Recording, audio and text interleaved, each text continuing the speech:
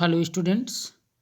आज हम लोग सेकंड पार्ट एग्जाम्पलर क्वेश्चन जो है बायोमॉलिक्यूल चैप्टर का पार्ट वन में हम लोगों ने लगभग आपके जो क्वेश्चन 1 से लेकर 19 तक थे इन सभी प्रश्नों को हम लोगों ने सॉल्व कर लिया था। तो आज देखते हैं, ये क्वेश्चन नंबर 19 तक हो गया था आपका इसमें पार्ट वन तक। अब ये आज हम लोग देखेंगे इसमें 20 नंबर के क्वेश्चन से, और इसमें आपको देखने को मिलेगा कि देखिए ज़रा पहले नोट ज़रा देख लीजिए क्या कहा जा रहा है कि निम्नलिखित प्रश्नों में 2 या इससे अधिक विकल्प सही हो सकते हैं। तो देखिए इसमें जो विकल्प दिए गए हैं यहाँ पर 4, इसमें से हो सकता है कहीं 2 विकल्प सही हो या फिर कहीं हो सकता है कि उससे अधिक विकल्प भी आपके सही हो सकते हैं। तो ये बात आप जानते रहिए, ये ऊपर ही यहाँ पर बता दिया गया है।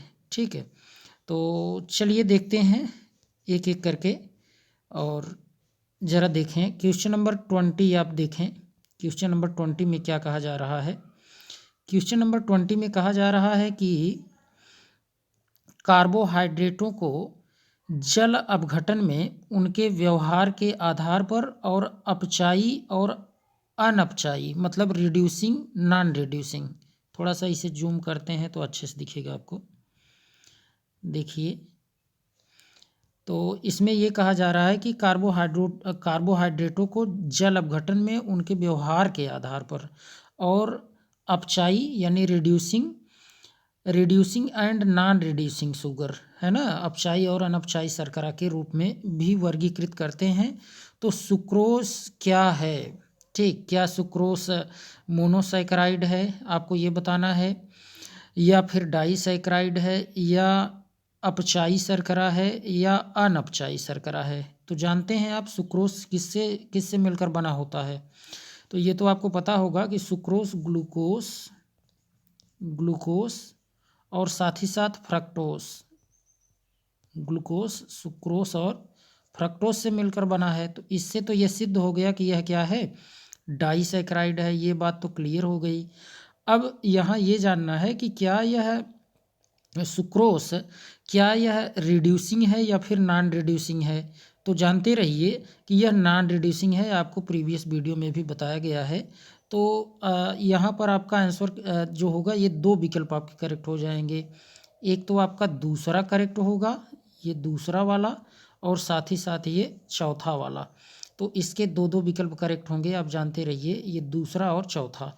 पहले से ही इसमें बताया गया है कि निम्नलिखित प्रश्नों में 2 या इससे अधिक विकल्प सही हो सकते हैं। ठीक, चलिए देखते हैं क्वेश्चन नंबर 21। देखिए क्वेश्चन नंबर 21 में कहा जा रहा है कि आणविक आकृति के आधार पर प्रोटीनों को 2 वर्गों यानी रेशेदार प्रोटीन और गोलिकाकार प्रोटीनों में वर्गीकृत किया जा सकता है।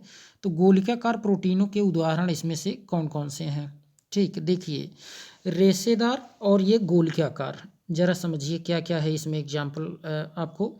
देखिए इंसुलिन जो है, इंसुलिन गोलिकाकार प्रोटीन का उदाहरण तो इंसुलिन है, ये जानते रहिए। केरेटिन जो है यह नहीं है, ठीक, केरेटिन नहीं है। एल्बुमिन भी आपका है।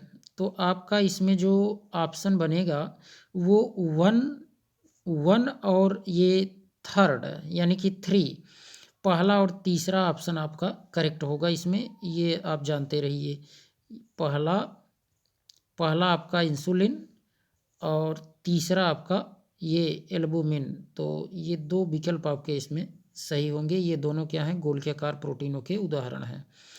चलिए क्वेश्चन नंबर 22 देखिए। क्वेश्चन नंबर 22, निम्नलिखित में से कौन से कार्बोहाइड्रेट ग्लूकोज के शाखित बहुलक हैं, है ना। यहाँ ब्रांच्ड पॉलीमर पूछा जा रहा है, ग्लूकोज का कौन सा है।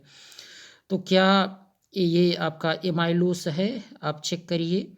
एमाइलोस नहीं है, एमाइलोस तो आपको पता है ये सीधी श्रृंखला में होता है। एमाइलोपेक्टिन, हाँ ये है, एमाइलोपेक्टिन है आपका। और जरा से देखिए सेलुलोज भी नहीं है, हाँ ग्लाइकोजन ये भी है। तो आपके इसमें जो विकल्प होंगे वो कौन कौन से हो जाएंगे, दूसरा आपका हो जाएगा और ये चौथा आपका सही हो जाएगा। ठीक, दूसरा और चौथा। एमाइलोपेक्टिन और ग्लाइकोजन ये कैसे होते हैं? तो ये दोनों आप जानते रहिए, ये ब्रांच्ड होते हैं।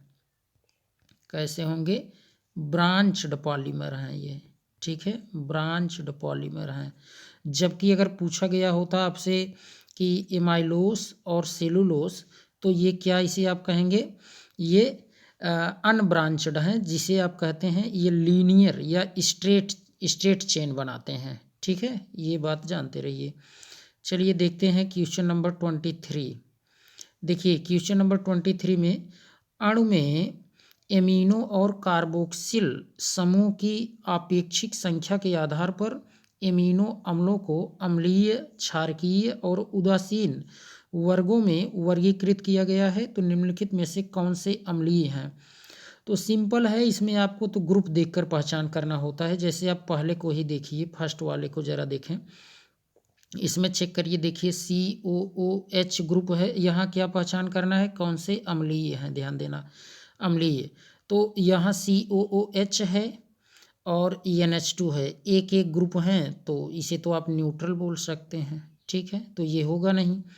अब दूसरे विकल्प को चेक कर लीजिए, यहाँ देखिए COOH ग्रुप 2 है और यहाँ NH2 1 है, तो देखिए कार्बोक्जिलिक ग्रुप 1 बढ़ गया, तो ये आपका एक, तो ये ऑप्शन आपका हो जाएगा, ठीक, ये आपका ऑप्शन 1 ये दूसरा हो जाएगा। और इसके अलावा भी चेक करिए, और भी ऑप्शन करेक्ट हो सकते हैं, क्योंकि एक से अधिक विकल्प इसमें आपके सही हो सकते हैं। तीसरे में चेक करिए, देखिए NH2 ग्रुप है और COOH ग्रुप है, तो ये भी, तो ये तो नहीं होगा, न्यूट्रल होगा।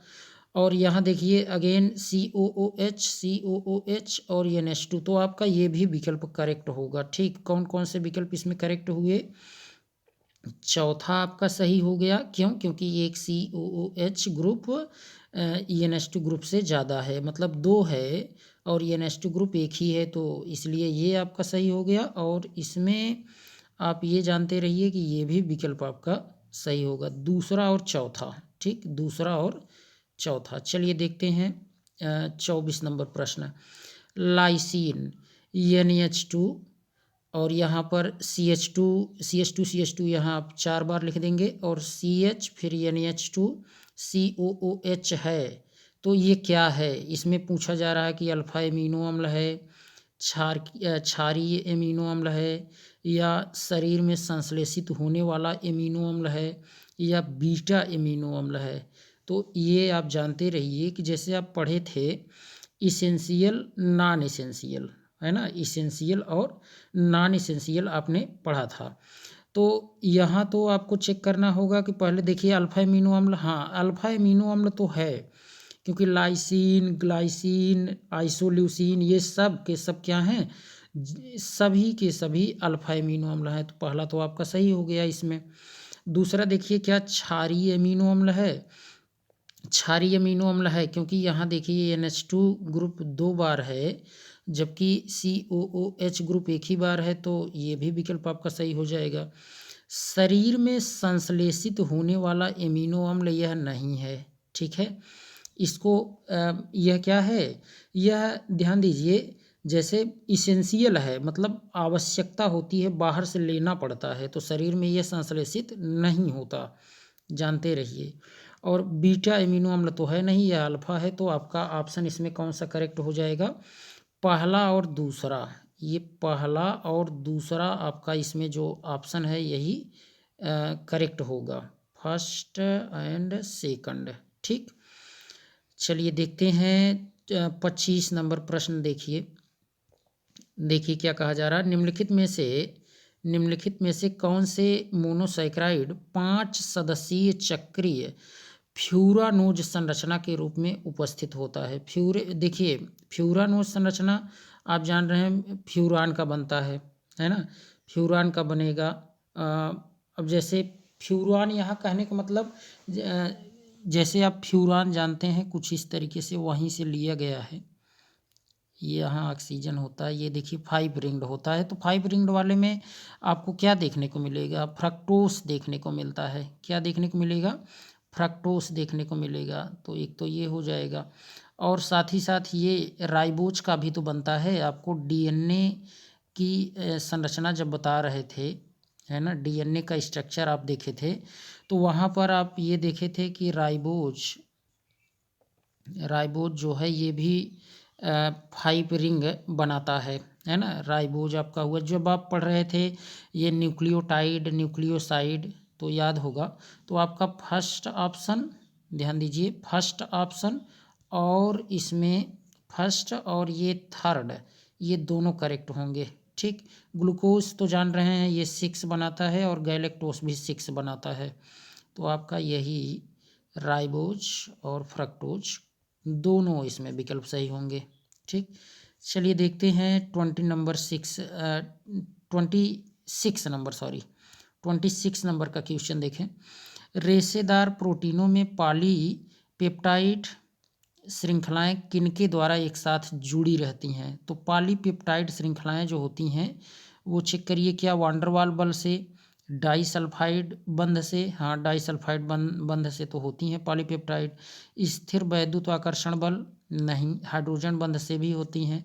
तो इसमें आपका ऑप्शन कौन सा करेक्ट होगा? दूसरा और चौथा, याद रखे रहिए, इसमें ऑप्शन आपका कौन सा करेक्ट होगा? दूसरा और चौथा, डाइसल्फाइड बंध और हाइड्रोजन बंध। चलिए देखते हैं क्वेश्चन नंबर 27। क्वेश्चन नंबर 27 में कहा जा रहा है कि निम्नलिखित में से कौन से प्यूरीन क्षारक हैं? तो प्यूरीन क्षारक ये तो आपको बताया गया था, प्यूरीन पिरिमिडीन, एक बार देख लीजिए। प्यूरीन में आपके 2 देखने को मिलेंगे, एक तो एडेनिन और गुआनिन देखने को मिलेगा। और देखिए पिरिमिडीन में आपको याद रखना है, पिरिमिडीन में 3 हैं आपके, कौन कौन से हैं? कट, याद रखे रहिए, कट CUT, कट। यानी कि प्यूरीन पूछा गया है तो यहाँ आपको क्या बताना है? प्यूरीन में एडेनिन गुआनिन बताना है। और पिरिमिडीन में अगर पूछा गया होता तो आप साइटोसिन, यूरेसिल और थायमिन बताते। तो प्यूरीन में एडेनिन गुआनिन आप इसमें सर्च करिए, देखिए कहाँ मिल रहा है। एडेनिन आपको दूसरे में मिल रहा है और गुआनिन पहले में ही मिल गया था, है ना। तो एडेनिन और ये गुआनिन दोनों, एडेनिन गुआनिन, ये आपका पहला और दूसरा दोनों विकल्प सही हो जाएगा। ठीक है, हाँ एक बात ये भी जानते रहिए कि ये जो हैं ये बाईसाइक्लिक होते हैं, ये दोनों क्या हैं? बाईसाइक्लिक होते हैं, बाईसाइक्लिक, है ना, 2 रिंग इसमें देखने को मिलती है। जबकि थायमिन, यूरेसिल और साथ ही साथ साइटोसिन में आपको एक ही रिंग देखने को मिलेगी, वो मोनोसाइक्लिक होता है। चलिए देखते हैं क्वेश्चन नंबर 28 क्वेश्चन नंबर देखिए क्या कहा जा रहा है। एंजाइम के संबंध में निम्नलिखित में से कौन से शब्द सही हैं? है ना, एंजाइम के संबंध में निम्नलिखित में से कौन से शब्द सही हैं? प्रोटीन, क्या प्रोटीन जो है वह एंजाइम होता है? तो बहुत अच्छे से आप जानते हैं कि होता है। डाई न्यूक्लियोटाइड नहीं होता। न्यूक्लिक अम्ल, प्रोटीन जो है क्या उसको आप न्यूक्लिक अम्ल कह देंगे? है ना, तो नहीं, जैव उत्प्रेरक होता है। ठीक है, तो पहला और चौथा विकल्प जो होगा, फर्स्ट वाला और ये फोर्थ, ये दोनों विकल्प इसमें क्या होंगे? सही होंगे। चलिए देखते हैं नेक्स्ट क्वेश्चन क्या है आपका। आ गया क्वेश्चन ये लघुत्तरीय प्रश्न। देखिए लघुत्तरीय प्रश्न में कितने प्रश्न हैं, इनको देखिए, काफ़ी प्रश्न हैं। तो इसको हम लोग नेक्स्ट पार्ट में देखेंगे। ठीक, वीडियो काफ़ी लंबी हो जाएगी, तो आज के लिए इतना ही रखते हैं। थैंक्स।